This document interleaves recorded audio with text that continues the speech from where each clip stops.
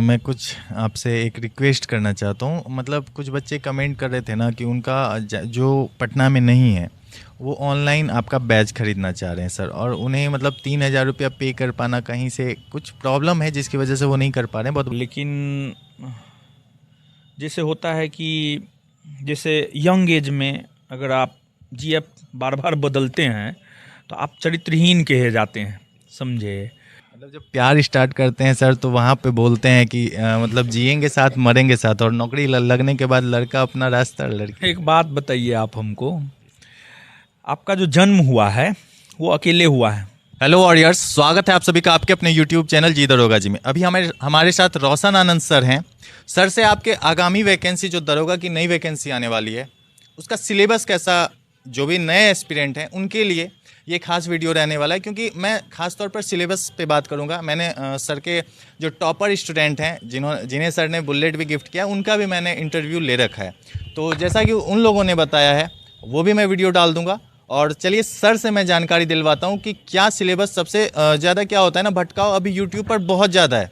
बच्चे बहुत ज़्यादा भटक जा रहे हैं। कोई अगर कुछ वीडियो बना दे रहा है दरोगा को लेकर, कोई कुछ बना दे रहा है, तो बहुत बच्चों ने मुझे ये भी कमेंट किया कि सर मुझे बहुत ज़्यादा भटकाव का सामना करना पड़ रहा है जिसकी वजह से मैं कंसंट्रेट नहीं कर पा रही या कर पा रहा हूँ।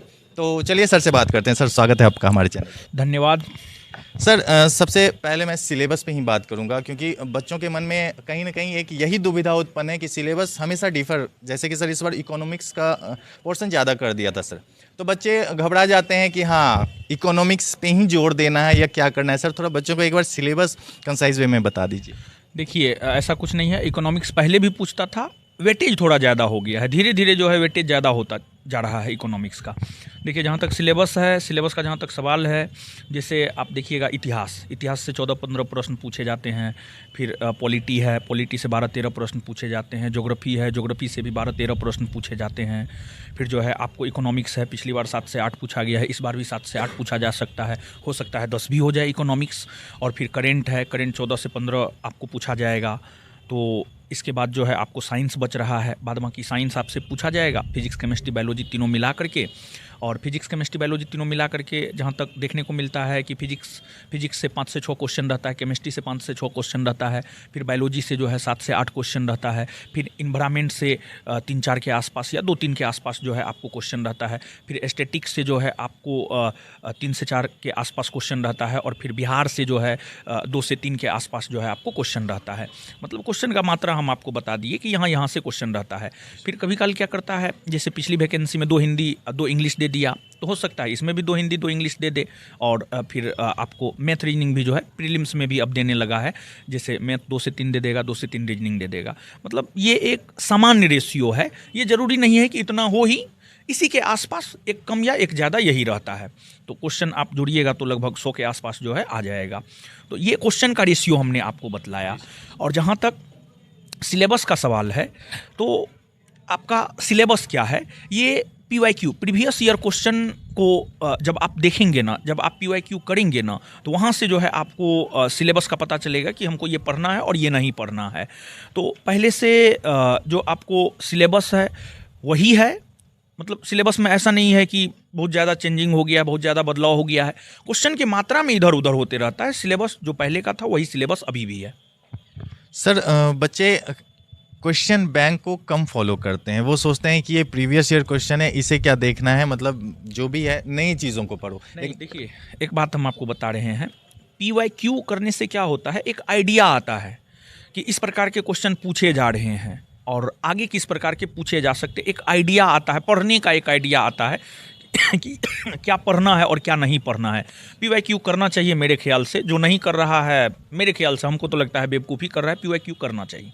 अच्छा सर, जो बहुत ज़्यादा गांव देहात के बच्चे हैं जहां तक आपका नोट्स नहीं पहुंच पाया है सर, वो बच्चे क्या करें, वो बच्चे कहां से तैयारी करें, जो वो भी मतलब आगामी वैकेंसी में अपने लिए दरोगा का एक सीट अपने लिए सुनिश्चित कर पाए। जो भी उसके पास सोर्स है, देखिए कोई भी सोर्स ख़राब नहीं होता है, कोई भी किताब ख़राब नहीं होता है, कोई भी टीचर का क्लास नोट ख़राब नहीं होता है, कोई भी टीचर ख़राब नहीं पढ़ाता है, सब बेहतर पढ़ाता है, सबका नोट्स अच्छा होता है।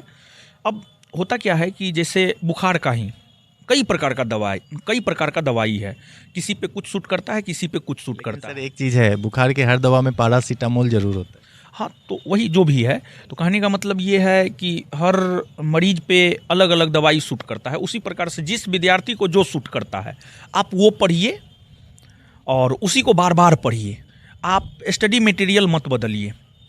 जैसे कि कपड़ा तो गंदा हो जाता है तो हम बदल सकते हैं, ठीक है, ये अच्छी बात भी है। लेकिन जैसे होता है कि जैसे यंग एज में अगर आप जीएफ बार बार बदलते हैं तो आप चरित्रहीन कहे जाते हैं, समझे, और फिर लोग आपको बड़ी गलत नज़रिया से देखता है। तो वैसे ही हमको लगता है कि किताब बार बार अगर आप बदलते हैं ना तो थोड़ा सा दिक्कत है फिर। यानी एक चीज़ को जैसे मान लिया जाए कि कोई भी इंसान है, वो किसी से प्रेम करता है, बस उसी के साथ सब कुछ है, उसी के साथ मिलना जुलना एवरीथिंग है, तो हमको लगता है बहुत बेहतरीन है, जो भी है बहुत बेहतरीन है। लेकिन अगर वो एक से ज़्यादा के साथ है तो हमको लगता है फिर ठीक नहीं है, ये मेरे ख्याल से ठीक नहीं है। तो कहने का मतलब ये है कि वहाँ पर भी मान लिया जाए कि आप एक से ज़्यादा जीएफ आपके पास है तो एकदम कलह होना स्वाभाविक है। सब दिन आप टेंशन में रहिएगा, सब दिन कोई नया घटना इसके साथ उसके साथ कुछ ना कुछ कभी ना कभी तो पकड़ाएगा ही पकड़ाएगा। गलत कर रहे हैं तो गलत होगा ही। तो उसी प्रकार से जो है, अगर किताब का सवाल है तो एक किताब से दिल लगाइए और उसी के साथ उठना बैठना खाना पीना सब चीज़ हो, बार बार रिवीजन हो, कहने का मतलब ये है, तो हमको लगता है बेहतर होगा। लेकिन अगर कोई मान लिया जाए ये भी कर रहा है, वो भी कर रहा है, वो भी कर रहा है, कुछ नहीं कर पाएगा वो कोई बुक उसका अपना हो ही नहीं पाएगा, समझे। तो किसी भी चीज़ को अपना बनाना है तो पूरी तरीक़ा से अपना बनाना है। हर टीचर का नोट्स कोई भी बुक बेहतरीन है। अच्छा सर, बच्चों को सेट प्रैक्टिस कब लगाना चाहिए? बहुत बच्चे क्या होता है पढ़ाई स्टार्ट की और सेट प्रैक्टिस, क्योंकि उनके दिमाग में एक ही चीज़ रहता है कि मुझे पर डे एक सेट लगाना है सर, तो बच्चों को सेट प्रैक्टिस कब से लगाना चाहिए सर? नहीं, एक बात बताइए आप हमको, अगर कोई बच्चा है कुछ पढ़ा ही नहीं है, सेट प्रैक्टिस करने से उसको क्या हो जाएगा? कुछ नहीं होगा, वो डिमोटिवेट हो जाएगा। अगर मान लीजिए वो कुछ भी नहीं पढ़ा है, 100 क्वेश्चन में उससे 10 क्वेश्चन नहीं बनेगा, 100 क्वेश्चन में 10 को क्वेश्चन नहीं बनेगा तो वो डिमोटिवेट होगा।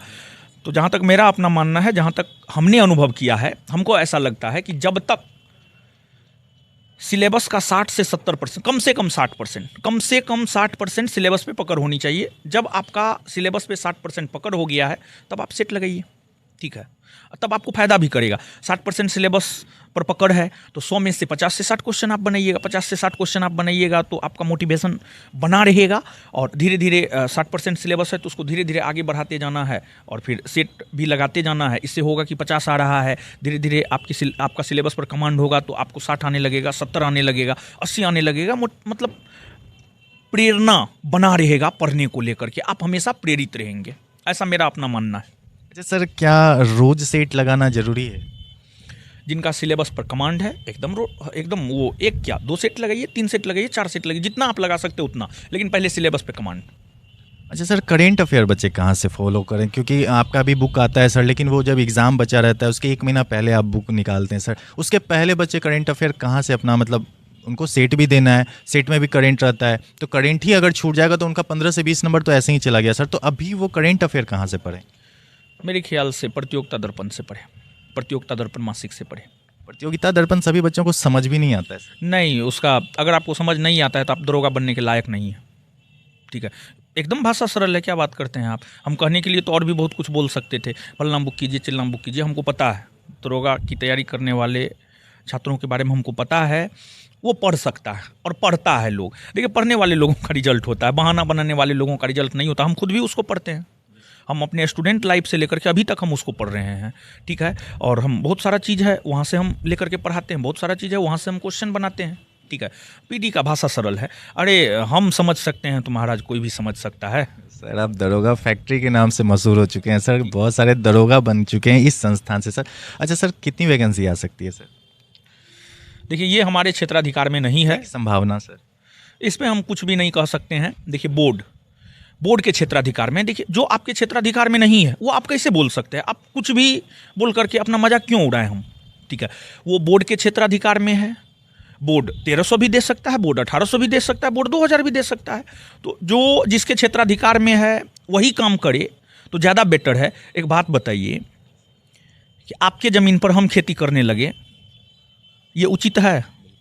तब तो कैसे, जो हमारे क्षेत्राधिकार में है ही नहीं हम उस पर कैसे बोल दे, कोई टीका टिप्पणी कैसे कर दे? जो भी आएगा, जो विद्यार्थी तैयारी करेगा बेहतरीन तैयारी करेगा, अच्छे से लगे रहेगा, लगातार मेहनत करते रहेगा, अनुशासित होकर के, संयमित होकर के, धैर्य रख करके, उसका होगा फाइनल सिलेक्शन। अच्छा सर, कब तक वैकेंसी आने की उम्मीद है, ये तो बता सकते? देखिए, ये जो चुनाव हो रहा है ना, अभी उपचुनाव हो रहा है बिहार में, तो बिहार में जो है आपको ये लागू है, आचार संहिता लागू है, तो इसी वजह से नहीं आ रहा है। और आचार संहिता समाप्त होने के बाद जो है वैकेंसी आ जाना चाहिए, जहाँ तक एक अनुमान है।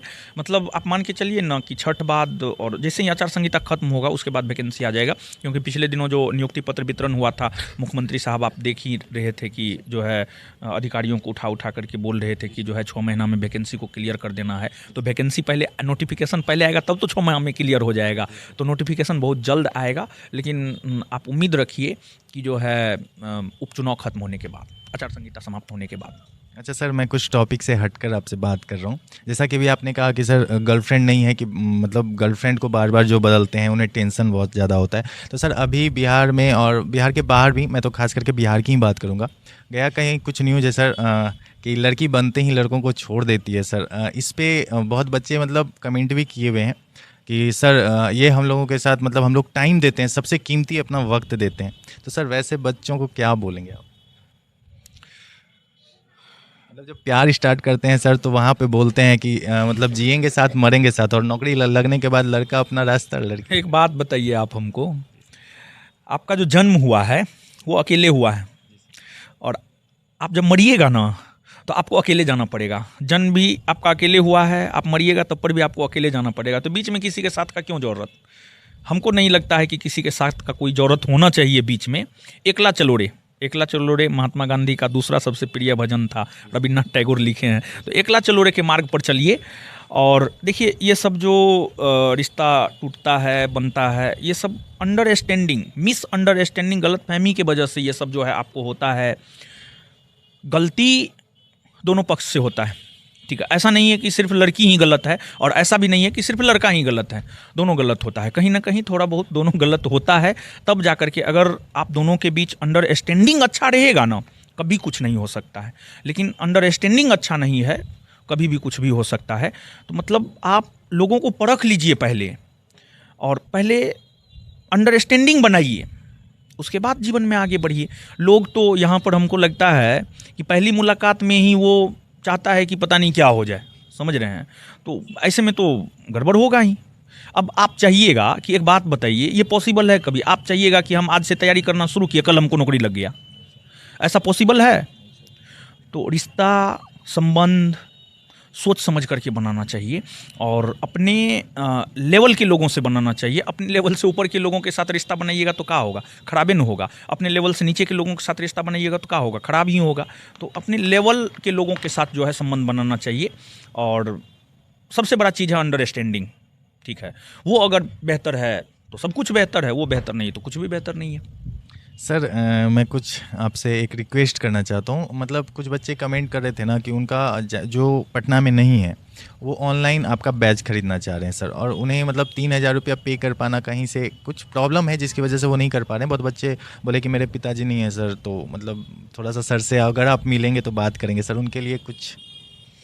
देखिए, इस प्रकार के लोगों को तो हम मदद करते ही हैं, लेकिन एक बात हम कहना चाह रहे हैं, जो 10,000 का मोबाइल चलाता है ना, एंड्रॉयड मोबाइल, हमको लगता है 10,000 से कम का नहीं होता होगा, ठीक है। जो, हाँ जो भी हो, ठीक है, लेकिन मोबाइल चला रहा है ना हो, तो कहने का मतलब ये है कि आप 10,000 का मोबाइल चला रहे हैं और 3,000, 2,000, 3,000, 1,500, 1,000, मतलब इतना आप ही नहीं पेमेंट कर सकते हैं। ये एक बहाना है, सिर्फ और सिर्फ बहाना है। हम एक एग्जाम्पल देना चाहते हैं। यहाँ पे दरोगा जी बैठे हुए हैं, वो जानता है, रंजीत उसी के बैच में ही भी था, खैर बेचारा को नहीं हुआ। रंजीत जो एक ड्रेस में आता था, याद है? खिचड़ी खा करके जो है, हाँ ठीक है, खिचड़ी दही खाता था, हम उसके बारे में बताते हैं। प्रेरणा स्रोत है वो लड़का, आज भी आया था, उसका शादी होने जा रहा है। 28 तारीख को उसका शादी है, 30 को रिसेप्शन है, हम जा रहे हैं 30 नवंबर को उसके रिसेप्शन में। हम जाएंगे उसके रिसेप्शन में, हम उसके स्ट्रगल को देखें। सब जगह नहीं जाते हैं, लेकिन उसके यहाँ हम जरूर जाएंगे, ठीक है। रंजीत के बारे में हम आपको बता रहे हैं, डिस्ट्रिक्ट उसका पटना है। उसका घर जितना में था ना, बस उतना भरी उसके पास ज़मीन था। बाद बाकी भाई दूसरे के यहाँ, पिताजी दूसरे के यहाँ मजदूरी करता था, वो लड़का हमारे यहाँ पढ़ने आया, हम ये बोले कि आपके साथ प्रॉब्लम है। हम एक तो वो अपना प्रॉब्लम हमसे शेयर नहीं किया, प्रॉब्लम शेयर किया रिजल्ट होने के बाद, मतलब जब उसका फाइनल रिजल्ट हो गया उसके बाद हमको बतलाया कि सर देखिए हम इस दौर से गुजरे हैं। लेकिन वो बच्चा हमको ये भी बतलाया कि सर हम आपका पूरा फ़ी दिए हैं और 1 रुपया नहीं ये करवाया। ठीक है, बहुत कम इस टाइप के लोग होते हैं। और उस लड़का के विषय में हम आपको बता दे रहे हैं, वो लड़का पूरे 1-1.5 साल तक क्लास सिर्फ एक कपड़ा में किया है, एक कपड़ा में क्लास किया। और जिस रोज़ वो कपड़ा धोता था ना, उस रोज़ वो क्लास नहीं आता था और उस पर मेरा नज़र रहता था, क्योंकि तेज़ बच्चा था। बाद में जाकर के हमको ये सब बात पता चला कि जिस रोज़ वो कपड़ा धोता था उस रोज़ क्लास नहीं आता था। और हॉस्टल में हम उसको रखे हुए थे, मतलब वो टेम्प्रोरी हॉस्टल था, उसमें खाना का व्यवस्था नहीं था, सिर्फ रहने और पढ़ने का व्यवस्था हम किए थे। उसका खाना था रोटी दही, वो जो 10 रुपया वाला मिष्टी दही नहीं आता है, 4 गो रोटी बना लिया, रोटी दही खा लिया। खिचड़ी बनाया, खिचड़ी दही खा लिया। मतलब पटना में अधिकतर विद्यार्थी क्या करता है पता है, वो खाएगा चिकन चावल खाएगा, माछ भात खाएगा, एकदम बढ़िया बढ़िया पनीर चावल बढ़िया बढ़िया बना के खाएगा, मतलब खाने के ऊपर टाइम देता। हम देखे हैं, हम अपने जीवन का बहुत लंबा समय लॉज में गुजारे हैं। हम 2022 में लॉज से बाहर निकले हैं, 2022 तक हम विद्यार्थी के साथ लॉज में रहते थे, हम देखे हैं ना जी। ठीक है, तो मतलब विद्यार्थी जब सुबह खाना बनाता है ना तो शाम का सोचता है कि अभी पनीर बना है तो शाम में मुर्गा बनाएंगे कि मछली कि अंडा बनाएंगे, समझ रहे हैं। तो इस प्रकार के विद्यार्थी कहाँ सफल होते हैं। ठीक है, तो 2,000-3,000 रुपया कोई बहुत बड़ा फ़ी नहीं है। आप 10,000 का मोबाइल ले सकते हैं, लेकिन आप 2-3 हज़ार का कोर्स नहीं परचेज कर सकते हैं। क्या बात करते हैं, कोई गरीब नहीं है। ठीक है, मन से गरीब है लोग, समझे, मन से गरीब है लोग। और 2-3 हज़ार कोई बहुत बड़ी बात नहीं है। और इस बात को आप जान लीजिए, जितना सस्ता पढ़ाई हमारे यहाँ होता है उतना कहीं नहीं होता है। देखिए दूसरा क्या बोलता है, दूसरा क्या करता है, बोलता कुछ और है, करता कुछ और है। वो कहेगा 200-300 में हम बेच देते हैं, उसका जाकर के बेच आप देखिए 34,000 का बेच बिक रहा है, 20,000 का बेच बिक रहा है, 15,000 का बेच बिक रहा है, 10,000 का बेच बिक रहा है। लेकिन हम जो बोलते हैं वही करते हैं। तो कुछ भी फ़ी नहीं है। अगर आप 10,000 का मोबाइल चला सकते हैं तो आप 3,000 का बेच भी ले सकते हैं। ये एक बहाना है और इससे कुछ नहीं है। और फिर भी अगर किसी को लगता है कि हम सच में बहुत गरीब हैं, आप आइए हमारे संस्थान पे, हम आपको मदद करेंगे। जी सर, ये तो आपने साबित कर दिया कि जो आपने वादा किया था सर, वो आपने वादा पूरा कर दिया सर। अपना कीमती समय देने के लिए बहुत बहुत धन्यवाद। धन्यवाद। चलिए, वीडियो अगर अच्छी लगी हो तो वीडियो को लाइक कीजिएगा और चैनल सब्सक्राइब कर लीजिएगा। धन्यवाद।